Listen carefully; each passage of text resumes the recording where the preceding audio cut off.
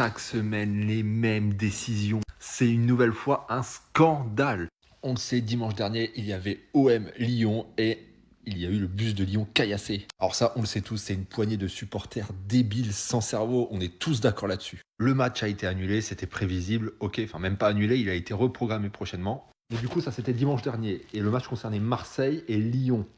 Jusque-là, ok, d'accord. À quel moment c'est les Lillois qui prennent?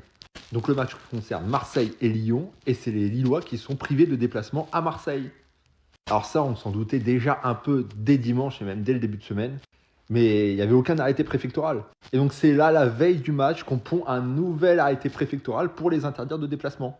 C'est-à-dire qu'il y a des frérots qui ont déjà pris le train ou l'avion, qui ont dormi dans des hôtels, qui ont dépensé beaucoup d'argent, il y en a même qui ont dormi dans l'aéroport. Et comme à chaque fois, à chaque putain d'arrêté préfectoral, c'est la veille qu'on les prévient. Mais les mecs qui prennent ces décisions-là, en fait, ils ont juste de la haine envers eux, c'est pas possible. Ils considèrent les supporters comme des criminels, c'est vraiment ça. Mais qu'est-ce que ça va donner? Les frérots ont dépensé de l'argent dans les billets, dans les trains ou avions, hôtels, etc.